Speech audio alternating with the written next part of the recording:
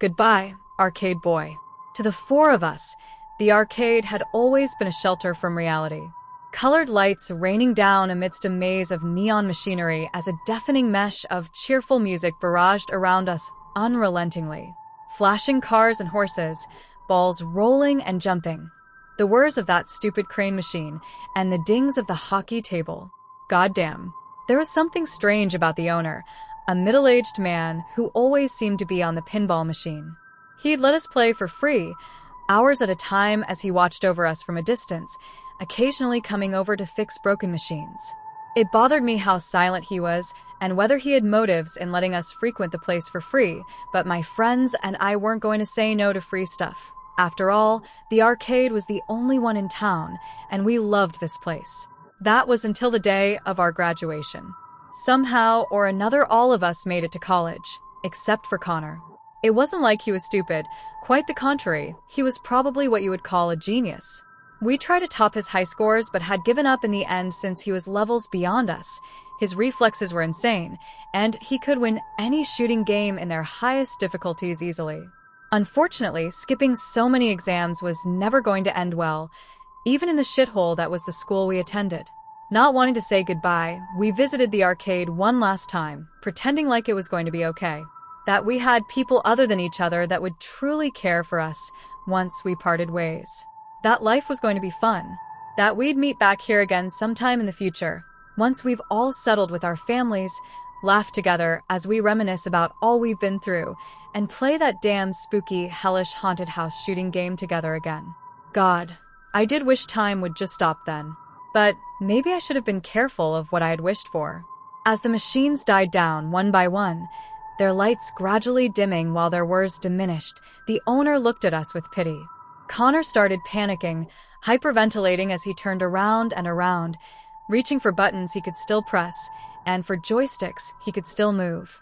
Simon even started sobbing.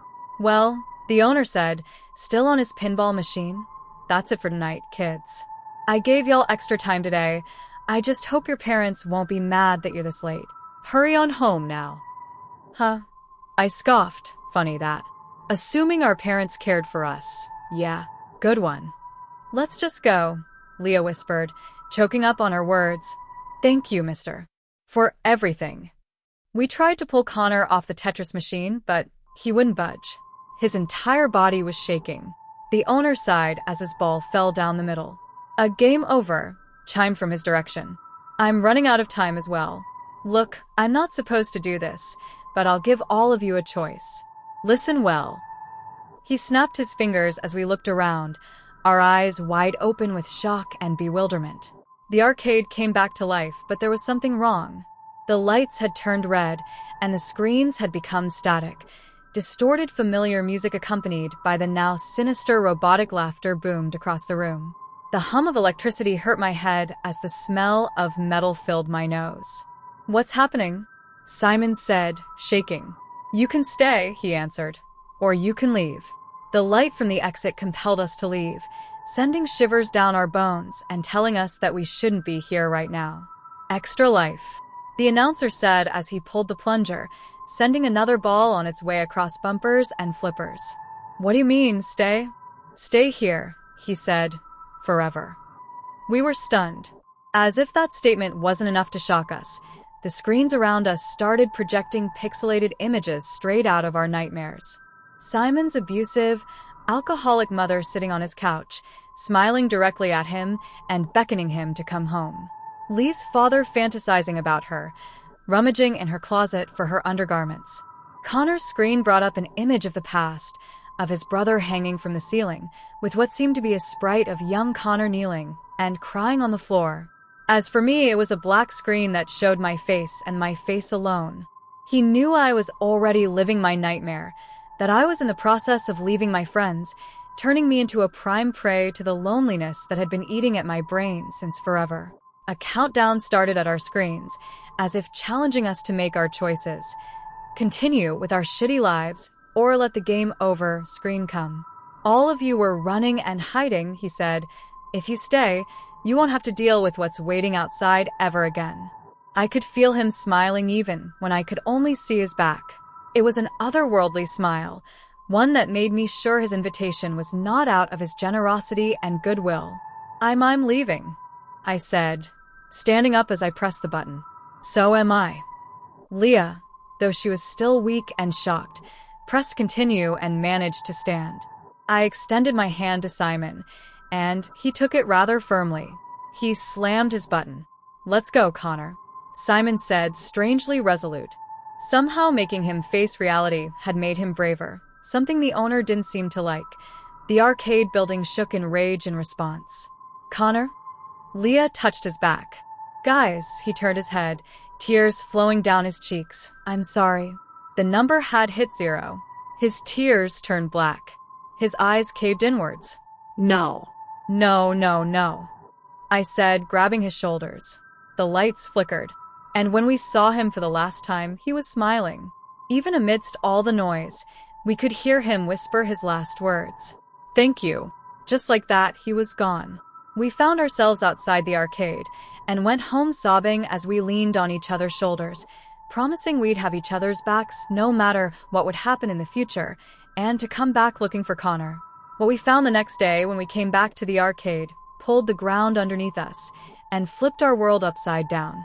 The building was dilapidated, and the machines were all broken, their screens shattered as dust and cobwebs covered their once lively machinery. We asked people who had passed by of what had happened to the arcade, and they simply shook their heads.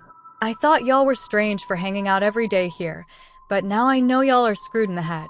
This place has been closed for nearly 10 years now. Given no other choice, we pressed on with our lives. 10 years later, here we are. Simon mended his relationship with his mother and is now a successful family man. Leah found the courage to report her father's abuse to the authorities and continues to give a voice to those who need it. I still need my medications, but my friends keep me from falling off the tightrope even at my worst nights. However, no matter how much time has passed, we still haven't moved on from that incident. After all, we lost our best friend there. Every year, we'd gather back here in front of the old arcade. Every year, we'd sit from the outside looking in. And sometimes, just sometimes, we can almost see Connor through the door, his back towards us. His figure hasn't grown one bit. Sitting there, pressing buttons at the Tetris machine. Don't visit the claw machine arcade in Taiwan. Taiwan is a beautiful place.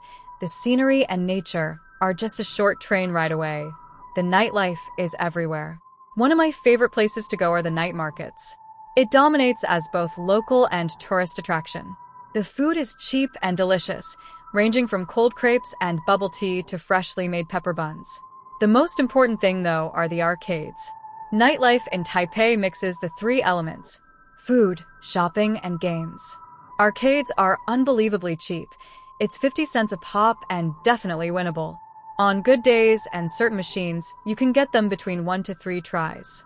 They will assist you with a guaranteed win if you fail after 15 to 25 tries too. I've been to Taipei countless of times, and I've never not enjoyed myself. Every time I would bring a whole luggage of toys back. Some are even too huge to fit, and I'd hand carry it onto the plane as a pillow. This trip was exactly the same. At this point, I guess you could say it was becoming a routine. The vendors are always changing since you only visit once a year or so. Imagine my delight when a new arcade opened up right by the alley of a popular night market. ¿Y dove era itin? No, it wasn't abandoned or empty or had creepy atmosphere. It was in fact crowded. If anything was amiss, I'd have left anyway. I wouldn't explore it and stay another second. I'm not the fear and adrenaline or stupid type of person you see around here often. No offense. There were sections of the arcade, small and lower height machines for the kids and the normal-sized ones. I could see people with baskets full of toys. That was how easy it was to win and the reason for the crowd.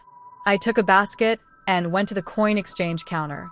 Arcade machine doesn't give you tokens here. You just change big notes for coins of lower denomination. Some machines require 2 per play.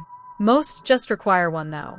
The lady tossed me a unique black token for good luck too, for a special machine per $20 exchanged. I've never had this happen. I was thrilled. I began my collecting spree. There were YouTubers filming their loot, kids trying to catch miniature bananas, and couples on dates, trying to impress each other. Even though I was alone, I still enjoyed myself the same. There is peace in solidarity. At the end of 30 minutes, I had used up my currency save the special token. I had 2 soft and fluffy bunny, 3 different bananas with emojis on their face, 1 huge long red bunny, and an authentic Pokemon soft toy of Latios. All that for $20. Very worth it in my opinion. All that was left was to use the special token. Upon closer inspection, it was actually intricately designed. It had a gold outline circling it, and in the middle was the arcade's logo, which was a bunny with X as eyes, if that makes sense. It was both cute and intricately designed. I decided to keep it as a souvenir instead. Unfortunately, I was stopped by the same lady from the counter. You have to use or give back, no take home. We only have few for customer, specially made. Oh. Makes sense, I guess. If everyone took it home, there wouldn't be enough. She pointed to the machine in the corner. At this point, I figured there's no harm. The arcade is crowded, and why waste a free play? As I approached the machine, I could see it was different. Not sinisterly different, but rather the contents. Most machines contain soft toys, or products you can see. This machine contained capsules, which are all black and opaque. It was impossible to see through. Being half Asian, I could read and understand Chinese, and the signs explained it was a random chance for anything inside, while not exactly explaining what inside was. Confusing. Nevertheless, I popped the coin in and went for the nearest ball to the draw point. I hit the plastic border instead and didn't manage to grab a capsule. The lady approached me. The first thing I noticed was her disappointment and a slight hint of anger. I'm not sure why, but she handed me another token for a free try. Well, feeling bad and that I would be taking advantage of her kindness, I declined. It was my fault that I missed anyway.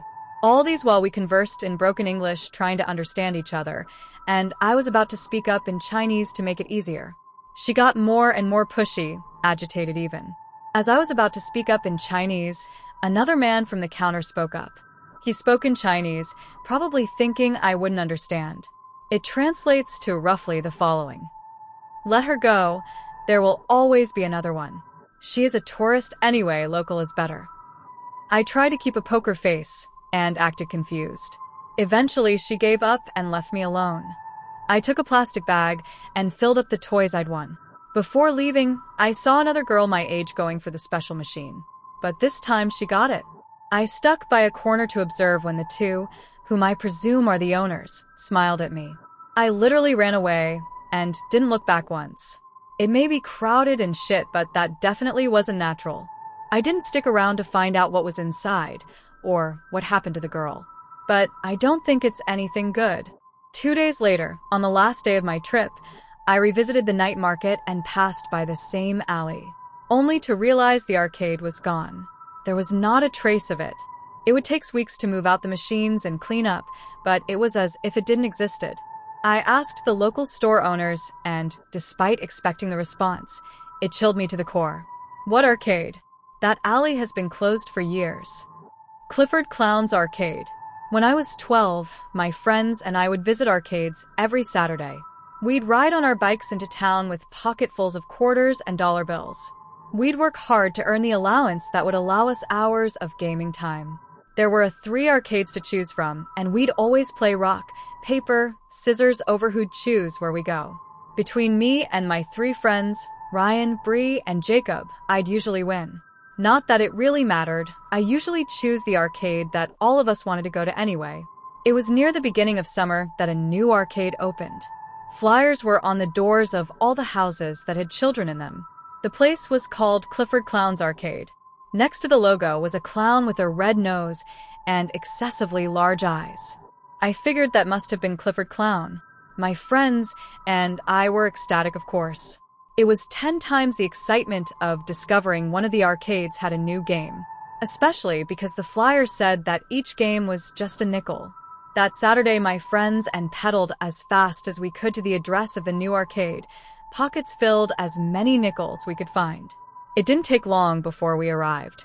The building was tall, and it looked to have about 2 stories. It was painted different colors, red, green, and blue. Above the door was a sign that read Clifford Clown's Arcade. My friends and I were giddy with excitement. We parked our bikes and ran as fast as we could into the arcade. The inside was even better than the out. There were hundreds of games, there was laser tag, and the decorations made the place look even more exciting. The place was packed with children, all of them cramming their coins into the games happily. There was also a room that led to the stairs, but that was off limits. There was an employees-only sign on it. Not that anyone noticed or cared, they were too caught up in the games to notice the door. There were also odd-looking mascots walking around. They were all dressed in costumes which consisted of white face paint, red noses, drawn-on smiles, and multicolored clown suits. They called themselves Clifford Clown's Friends. They looked weird to me, but some kids wanted hugs and autographs from them. They all happily obliged and handed out pins with Clifford Clown's face on it to anyone who wanted one. Something about them seemed off to me. I told my friends this, and while Bree agreed with me, Ryan and Jacob didn't. They too wanted autographs and pins. Bree and I decided just to ignore the clowns and play the arcade games. That's what we went to the arcade for after all, and besides, they were extremely fun games.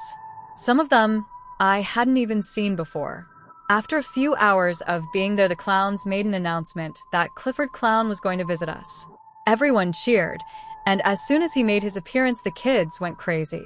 Bree and I kept our distance from him, but Ryan and Jacob joined the crowd in welcoming Clifford Clown down. Clifford Clown didn't look like the other clowns. He was short and wore a mask that looked like the cartoon clown on the flyer. The mask looked old and faded, and he never spoke. He made me nervous. Still, I ignored it and kept playing. An hour later, my friends and I ran out of coins. Bree and I wanted to leave, but Ryan and Jacob didn't. I made some excuse about how my mom wanted me home for a special dinner, and I was eventually able to get Jacob to agree that it was time to go. Ryan, however, wanted to stay longer. We told him fine, but he'd be riding his bike home alone. I still regret that. The next day we got news that Ryan still hadn't come home yet. His mother had called mine in hopes that he'd be there. A few days later, the cops had come to question me, as they had done with my other two friends. I told them that we'd left Ryan there because he didn't want to come home with us. We told him that he had to ride his bike home alone. The cops assumed that someone must have kidnapped him on his way home that night. There was posters everywhere with his face on it, and warnings to parents not to let their children go anywhere alone. A few days later, another kid went missing. Then another. By that point, people were worried out of their minds. I was worried about Ryan, but I knew there was nothing I could do about it. When Saturday rolled around, my mother was reluctant to let me go to the arcade. I told her I'd be with friends and that we'd be together the whole time. She gave in and let me go, but she told me to be home by 4 o'clock. I agreed, and soon my friends and I were all on our bikes. Jacob had one rock, paper, scissors that day, and decided that he wanted to go to Clifford Clown's arcade. Bree and I didn't want to go there, but he had one rock, paper, scissors, so we didn't have a choice. Quickly, we dashed to the arcade and began to play the games. It was a while before Clifford Clown made an appearance. This was different from last time, though. He seemed slightly taller, and his costume was new. The mask didn't look old and faded, but as if it was just made. Again, I ignored him and continued to play games. Every time I turned to look over my shoulder, though, I could feel Clifford Clown's eyes watching me. When finally 3:50 came around, I was relieved. Quickly, I told Bree and Jacob we had to leave. Jacob was sad that he had to go, but he still left with us. It was when we were down the road from the building that I looked back at the arcade. I saw Clifford Clown staring at me from a window on the second floor, and it looked like he was watching me leave. Angrily, he banged against the glass before some of his clown friends pulled him away and covered the window up. 4 days later, a total of 6 kids had gone missing. All of them had one thing in common, something the police had finally decided to look into. Soon we'd gotten the news. The missing children case solved. Police have finally solved the case, after discovering that all the children had gone missing after visiting Clifford Clown's arcade.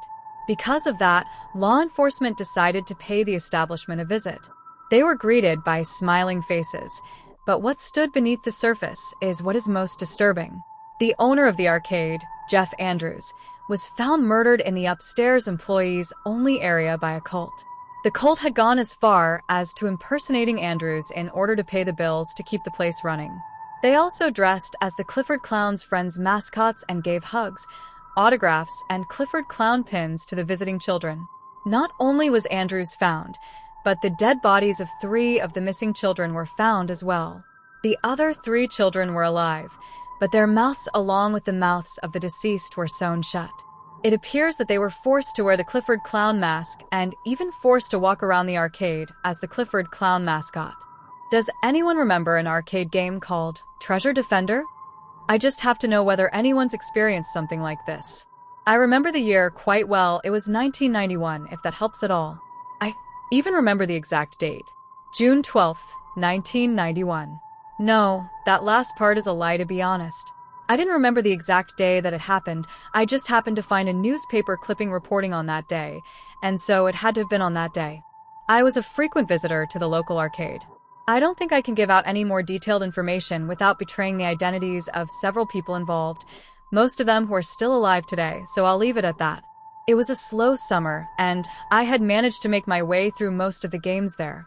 I had a bag of quarters earned from mowing lawns around the neighborhood, but there was honestly really nothing that piqued my interest enough to play, until I saw it in the corner. "Is that a new game?" I asked someone. "Dunno," the guy said, and returned to the game he was playing. I figured, why not give it a shot? And made my way over to it. Treasure Defender, it said in bright golden text. I put a quarter in. Level 1 began immediately. Now, back in the day, most games didn't have detailed instructions on how to play them. It wasn't even like modern times where you can just whip out your phone and get a walkthrough. As such, I was left a bit confused on what to do. There was a map on screen. It was divided into 4 rooms. Each of them was empty, but led into each other. There was a circle on screen and a triangle. Next to the triangle, there was a gold coin. "Defend your treasure," the screen said on top. No further instructions than that. The interface only consisted of a joystick and a red button. I moved the joystick, and the triangle began moving around. As I would make a move, the circle moved on its own. Okay, so I was the triangle. The enemy was the circle. So, what did the red button do? I pressed it, and the triangle fired a shot. Alright, so that was my weapon. The gameplay was childishly easy as the circle made no attempt to evade me. Once it was in my line of sight, I fired, and it vanished from the screen. Congratulations. The screen flashed. I got 1,000 points for clearing the level, and another 1,000 because my treasure was intact. Right now that I thought about it, the circle was moving towards the gold coin. That was probably what it was programmed to do. Level 2 was similar, and I cleared it easily. It was on level 3 that something strange happened. The map was more complex. There were these X marks on the game screen which I couldn't get past, which were most likely meant to be obstacles. I was still a triangle, but there were 2 gold coins on screen. This time, pressing the red button did nothing. I was a bit surprised, but when I look back on that memory, something stands out to me that didn't at the time. There was the icon of an axe. It was in a different room, and I thought I could still shoot, so I ended up wasting my moves going back and forth wondering what was happening. Again, the game didn't give me any additional info that could be helpful. What happened was that the circle caught up to me. I had no clue what to do, so I just sort of ran at it, and my triangle disappeared. "Game over," came the message on the screen. I sighed. Again, at the time, there was no real way to know how to play a game other than asking your buddies about it. And my friends were either busy that day or out of town, and it didn't look like anyone else had played the game yet, given that it was new. Before I could put another quarter in, a message popped up. "Play again." That was odd. Games back in the day were designed to suck out as many quarters as possible from you. This was giving me another chance just like that? I picked yes for a message to pop up. "Will you stake your own treasure?" I had no idea what that meant, but thought nothing of it as I hit yes. I frowned. The map was different from before. Again, hitting the red button did nothing. However, I did see the gun icon in another room. I finally pieced together what I had to do and... The gold coin, my treasure so to speak, was moving. This hadn't happened before. Unsure of what to do, I went for the gun and went ahead with finishing off the circle. The gold coin continued to move as I did this, and I was unsure if I was supposed to pick it up or not, but congratulations popped up on screen, and I also got the bonus score for saving my treasure, so it looks like what I did was right. To my surprise, the game ended at that. It was rather quick if there were only 4 levels, and at this point I just walked away disappointed, looking for another game to play. I must have been at the arcade for an hour before the police showed up. There had been an incident at my house. A robber had gotten in. Thankfully, my dad had fetched his gun in time, and well, the robber was dead, but both my dad and my little sister were safe, though understandably very shaken. All thoughts of the dumb game left my head until more news began coming out about the day. It appeared that there had been a string of robberies in the town that day. Mr. Jenkins had his house broken into, and the robber tried to get into his safe before he shot him down, much like my father had. What made my skin crawl, though, was what happened to Miss Bertha. I didn't know her at all before the incident. It was when her story became the focus of that night's news that I began to put it all together. Someone had broken into her house as well. Only she hadn't been so lucky, and the intruder, after having killed her, had taken her twin babies away. The local police were on high alert searching for them, but to my knowledge, nothing turned up regarding those children till this day.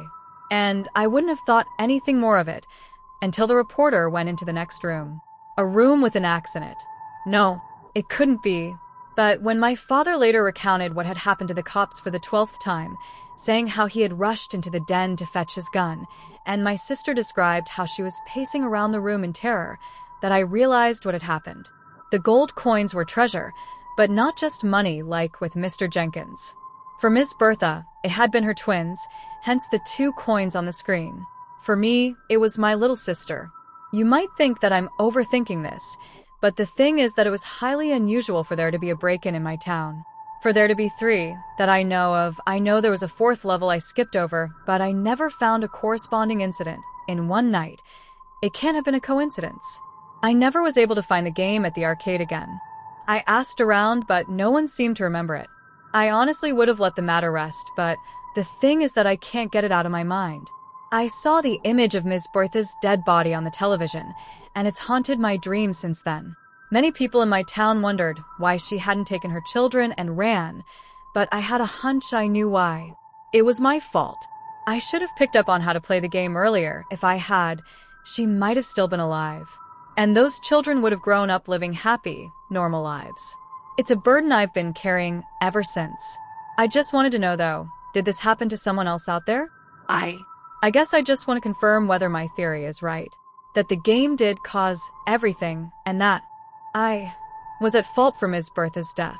If it turns out that it was just a harmless game that was recalled one day, then I guess I really had nothing to do with it. I guess my conscience really needs it. Archived post. New comments cannot be posted and vote.